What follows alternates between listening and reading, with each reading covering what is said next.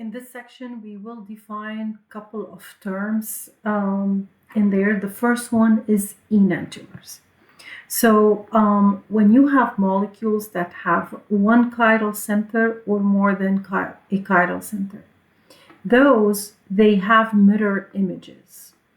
And the molecule and the mirror image, we call them pair of enantiomers. So let's have, for example, this molecule in here.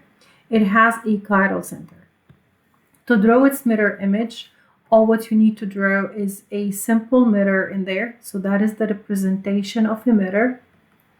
And it acts like a mirror. So in order to draw the reflection of it, simply you are going to show the molecule on the other side. So what it's going to look like. It's like a mirror. So you're going to show its reflection.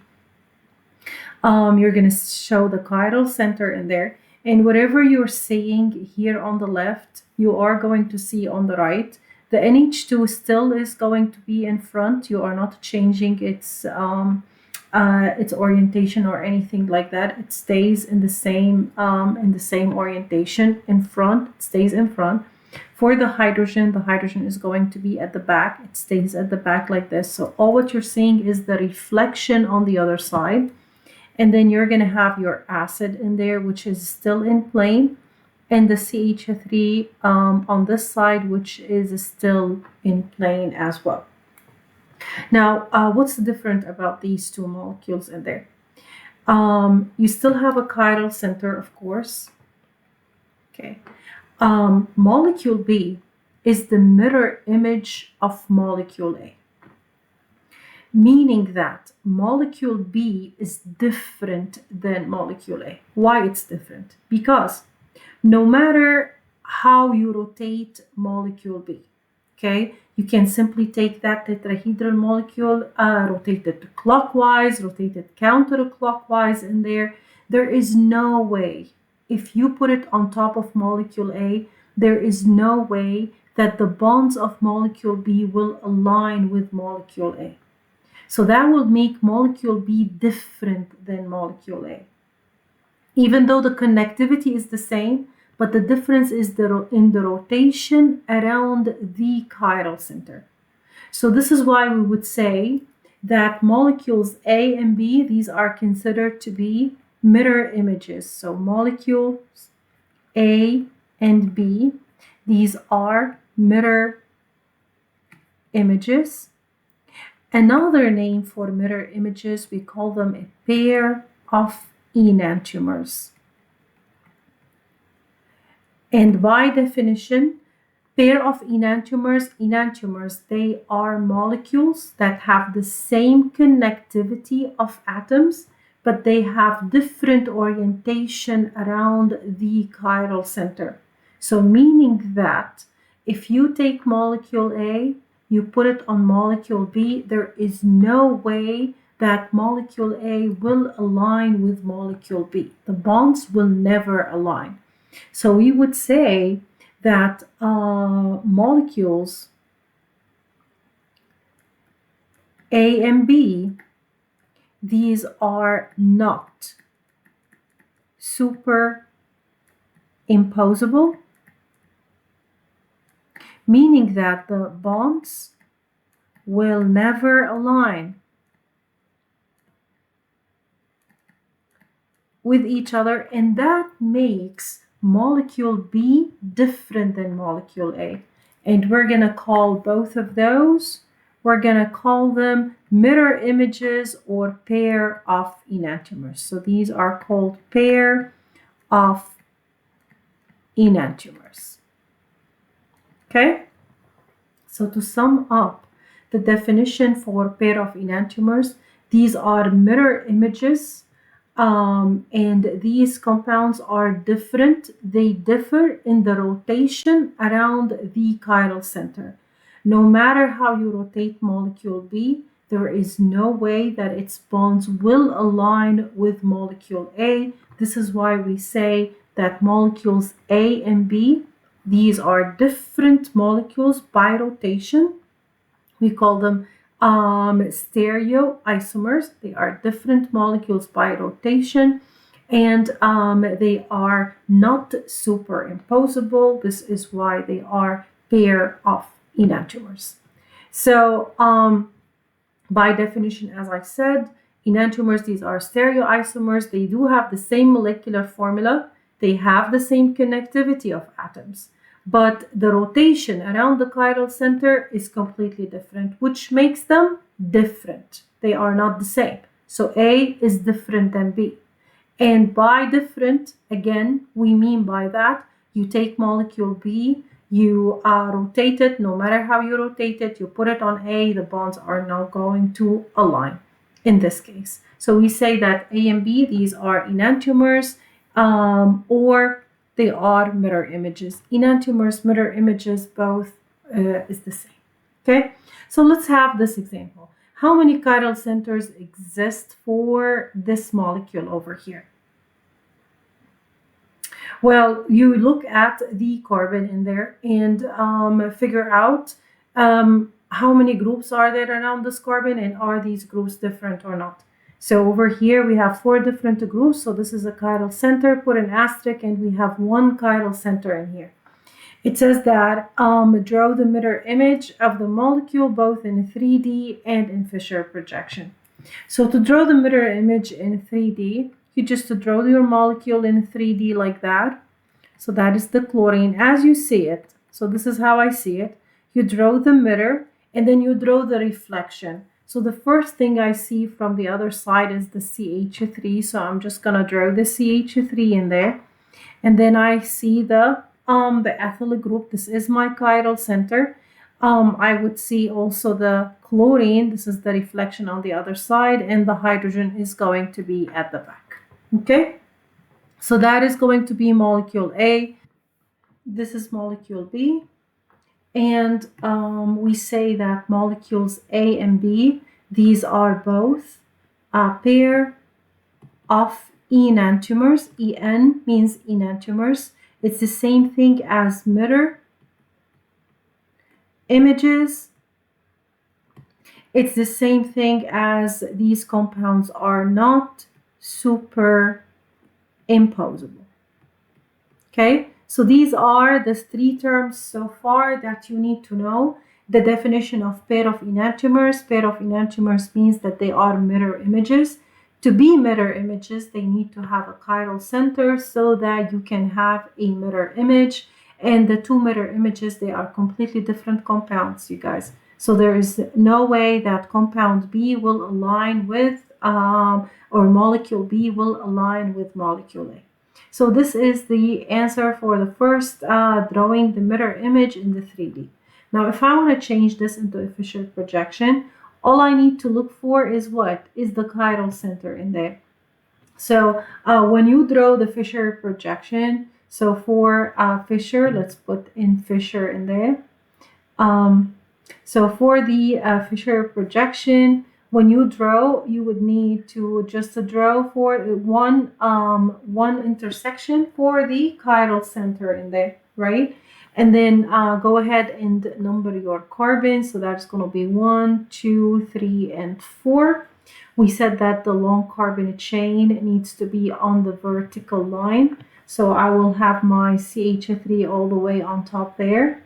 And then my CH2, CH3 over here. So that is going to be the CH2, CH3.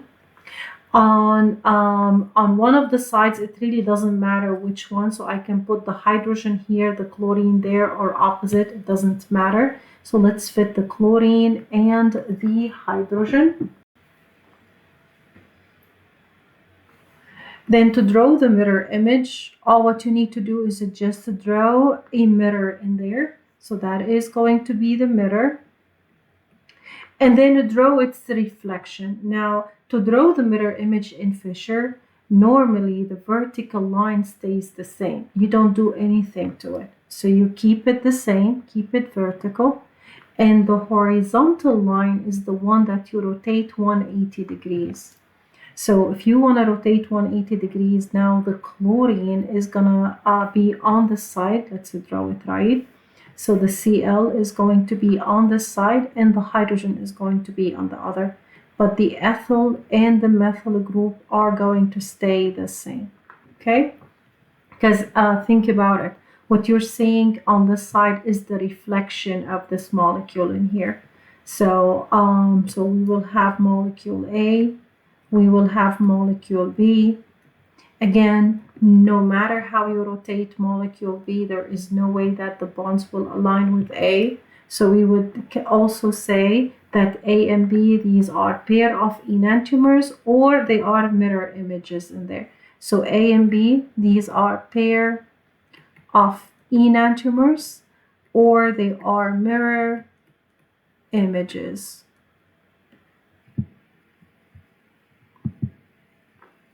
Another term that we want to define is chiral compound. There is a difference between a chiral center and a chiral compound. Okay? So earlier we defined a chiral center to be a center that is surrounded by 4 different groups. A compound is said to be chiral if it has a chiral center and it has a mirror image. So in this case, I would say that A is considered to be a chiral compound because it has a chiral center and it has a mirror image, and B has a chiral center again, it has a mirror image, so B also is considered to be chiral compound. So A and B are both considered to be chiral compounds. So there's a big difference between a chiral center and a chiral compound. A chiral center is a center that has 4 different groups around it. A chiral compound is a compound that has a chiral center and has a mirror image. So in this case, A is considered to be a chiral compound and B is considered to be a chiral compound as well. So A and B both are considered to be chiral compounds. In the lab, there is a small test that we do in order to know if the compound is chiral or not. Okay, not the center, the compound. So if the compound is chiral or not. And for this test, what we use is an instrument which we call a polarimeter. Okay, and the polarimeter simply looks like this. You do have a light source, which is a regular ordinary light, which shines in all directions in there. And then you do have a polarized lens. So the light passes through the polarized lens, it exits the lens, and you will have one plane of polarized light, meaning that all of these lights that are simply oriented in different directions will be reordered and polarized in one single direction. Then you have your sample tube in there where you put your sample in. So if I have my compound, let's say if your compound is a chiral compound. So if it is a chiral compound, meaning that it does have a chiral center and it has a mirror image, then in this case, that plane of polarized light enters through your sample, and when it exits at an angle. It is rotated. So the plane of polarized light is rotated by an angle which we call an alpha angle in there. So this is the definition when the compound is a chiral compound. So chiral compounds are compounds that are able of rotating the plane of polarized light by an angle alpha. So we call these chiral compounds optically active, meaning that they are capable of rotating the plane of polarized light. One chiral compound rotates the plane of polarized light to the right, and the other one rotates the plane of polarized light to the left. So both of those are considered to be optically active because they do have a mirror image in there, and they are capable of rotating the plane of polarized light, one to the right, the other one to the left. By the way, we don't know which one rotates to the right, which one rotates to the left. So it can be either one of them, but one should rotate the plane of polarized light to the right, and the other one should rotate the plane of polarized light to the left. So if we look at the pair of enantiomers, by definition, pair of enantiomers, both A and B, they do have the same physical properties. They do have the same melting point, the same boiling point, the same density. The only thing that they differ is the rotation around the chiral center. And the only thing also they differ on is the rotation of the plane of polarized light. One rotates the plane of polarized light to the right, the other one rotates the plane of polarized light to the left. Let's have another example in here. So this is how the question is going to be. I'm going to give you a structure in there and ask you, go ahead and draw the mirror image of that compound. So as you can see over here, this compound does have 3 chiral centers. So let's go ahead and put the asterisk on each one of those. So these are the 3 chiral centers in there. You're asked to draw the mirror image of these 3 chiral centers. So as we said, draw the mirror image of the Fisher projection. The vertical line stays the same, and it's the horizontal line that is going to be rotated 180 degrees. All horizontal lines will rotate 180 degrees. The vertical line is going to stay the same. So everything on the vertical line will remain the same. And there you're just going to see the image in there. That is going to be the CH2OH. And then we're going to start with this for our first chiral center. So I'm going to see the image of the OH to the side. Then you're going to have your hydrogen on the right. Okay, and then all of these OHs, I'm going to view them on the left. So this is going to be my OH, and that is going to be my OH, and then I do have my hydrogens in there.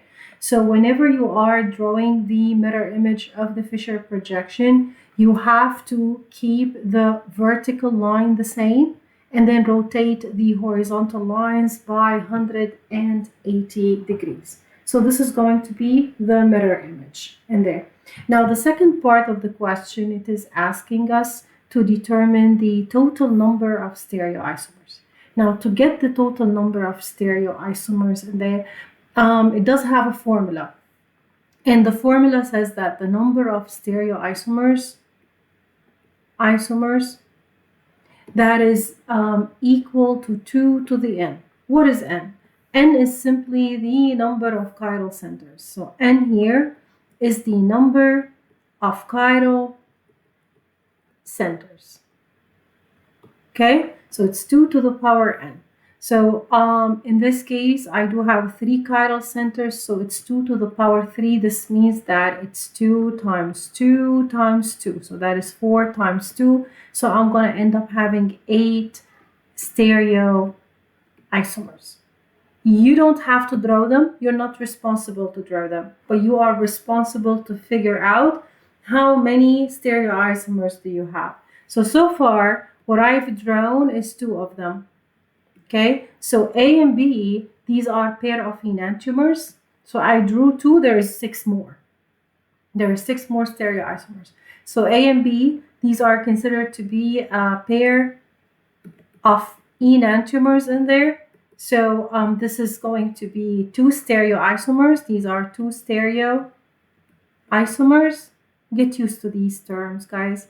So 2 stereoisomers, this means that there are 6 more stereoisomers in there. And again, you don't have to draw. All what you need to draw is the molecule, be able to draw its mirror image, be able to know that the molecule and the mirror image, these are considered to be a pair of enantiomers in there, and be able to determine how many chiral centers do you have so that you can put them in the formula and determine the total number of stereoisomers the compound has, or the molecule, has. So here in this case, it has 8 stereoisomers. We drew 2 of them, we still have 6 more. You don't have to draw the 6 in there. Let's go ahead and have another example.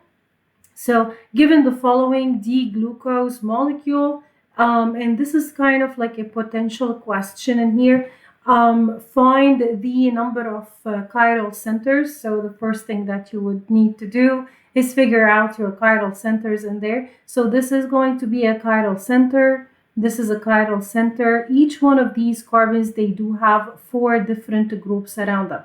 So if you consider this carbon over here, so this carbon over here has this group, it has this group, it has this group, and it has this whole thing connected to it, okay? I'm talking about this carbon over here. So these are 4 different groups. We're going to do the same thing for each one of them.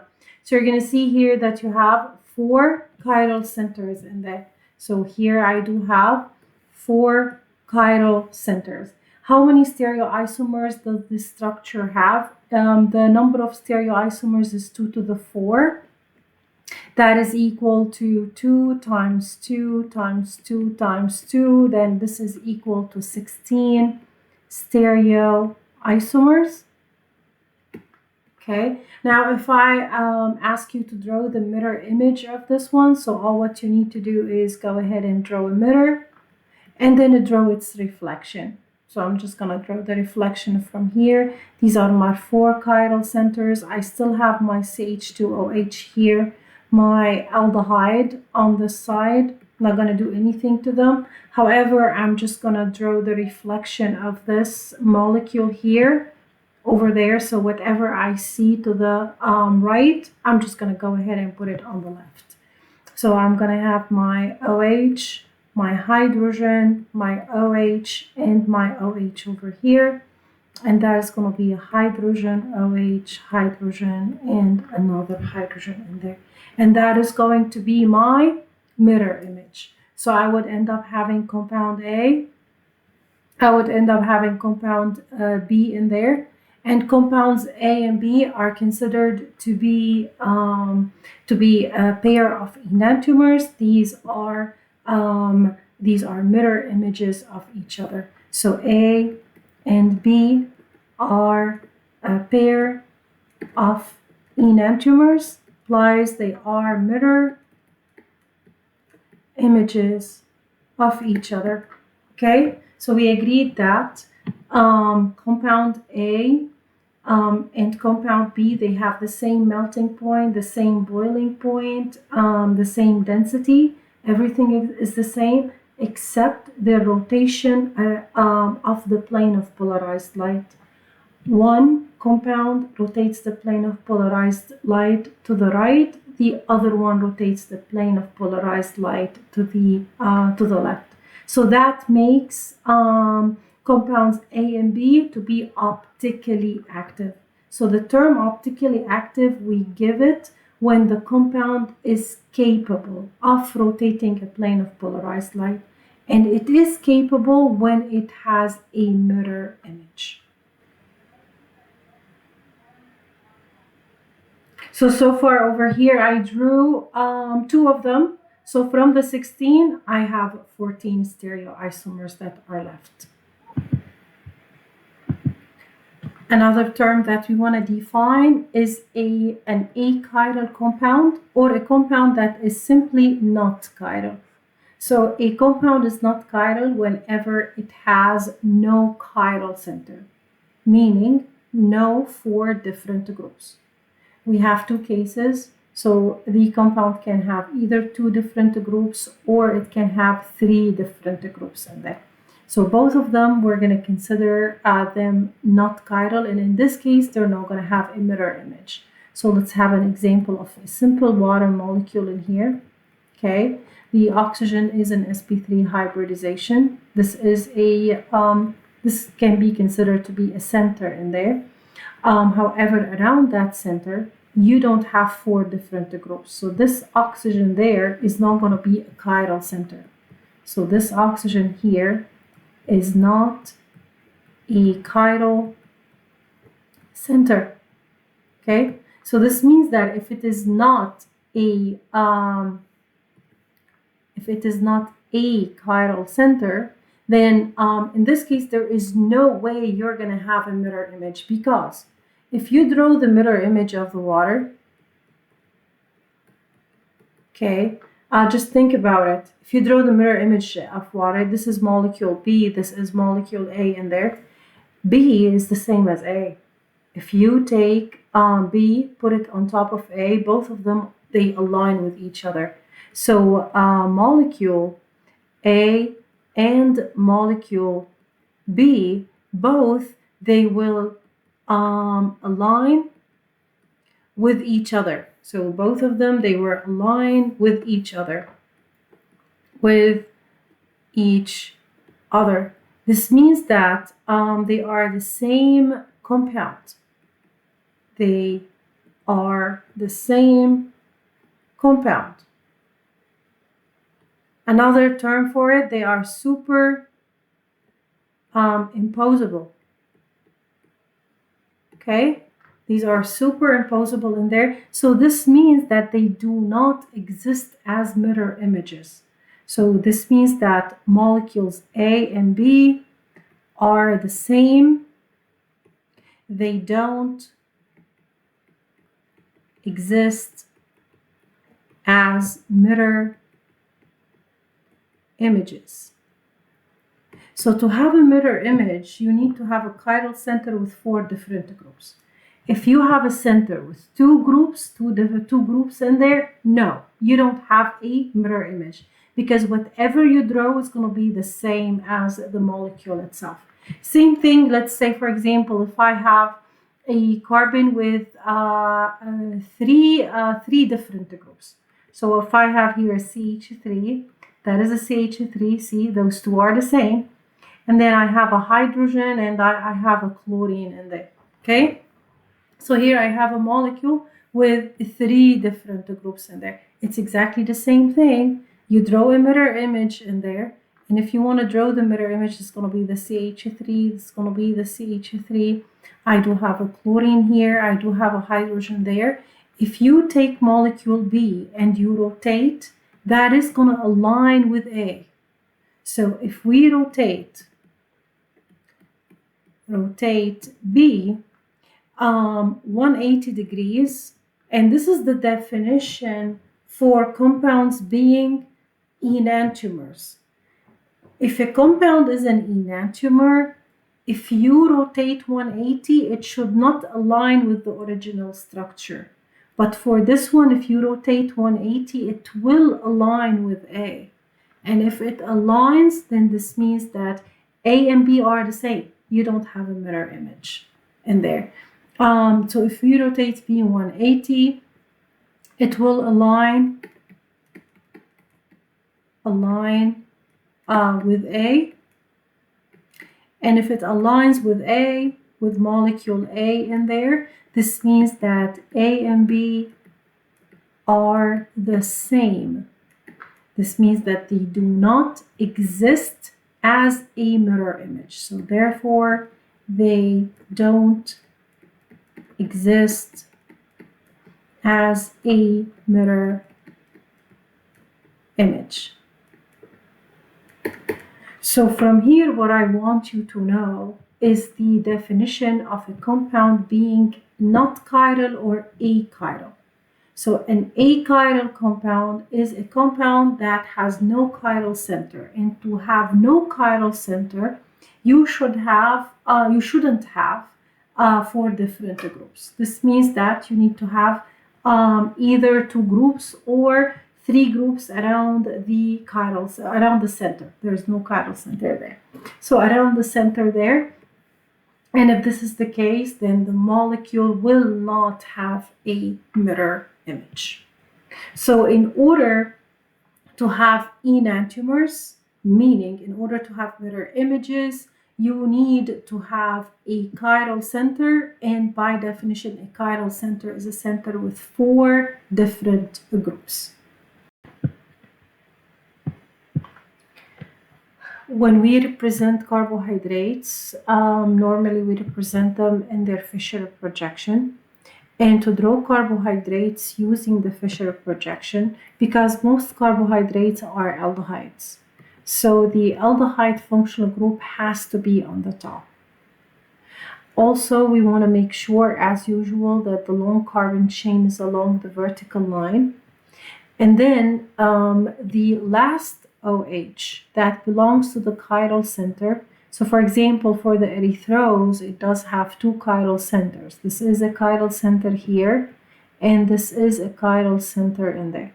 Both of these carbons, they contain four different groups. You have group 1, 2, 3, and this whole thing is a group 4 for this chiral center. And then for this chiral center over here, you do have, let's go ahead and label them. You have a group here, a group here, a group here, and this whole thing is a group as well for this chiral center in there. Okay, so this is why you do have four different groups. So what you need to do is always look at the last chiral center and determine the orientation of the OH on that last chiral center. If the OH is to the right, then we are going to call this carbohydrate a D carbohydrate. This means that the OH is on the right. And if its OH is on the left, then we are going to call this carbohydrate an L carbohydrate. Okay? Every time you want to draw the mirror image of the D isomer carbohydrate is the L isomer. Okay? Both D and L's, we agreed that these are mirror images of each other. And because they are mirror images of each other, these are considered to have the same physical properties, meaning boiling point, melting point, density. The only difference in there is the rotation of the plane of polarized light. One rotates the plane of polarized light to the right, the other one rotates the plane of polarized light to the left. So normally we give the letters small l and the small d for the rotation of the plane of polarized light to the left and to the right. The small l and the small d has nothing to do with the big D and the big L. The big D and the big L is for the position of the OH, whether it is on the right or on the left. The small l and the small d is for the rotation of the plane of polarized light. So if D, for example, erythrose rotates the plane of polarized light to the left, then we're going to call this compound in here a levorotatory. This means that it rotates the plane of polarized light to the left, and we're going to give it the negative sign. There is no way for you to know which pair of enantiomer here rotates the plane of polarized light to the right or to the left, unless you take the compound and put it in the polarimeter to double check and see. Okay, but if one rotates the plane of polarized light to the right, the other one has to rotate the plane of polarized light to the left, and we give those symbols, the levorotatory, the small l and the small d, for the rotation of the plane of polarized light. We also said that the property of rotating the plane of polarized light, we called it optical activity. And we said that those compounds that are capable of rotating the plane of polarized light, these are optically active. So if you look at your molecule in there, the molecule and its mirror image, each one is capable of rotating the plane of polarized light. One rotates it to the right, the other one rotates it to the left. So we're going to say that this is going to be, both of those are going to be optically active. So this compound is optically active and this compound is optically active as well. So these are all terms that you need to know. Chiral center, pair of enantiomers, superimposable, non-superimposable, achiral center, optically active. So make sure that you are familiar with all of these terms.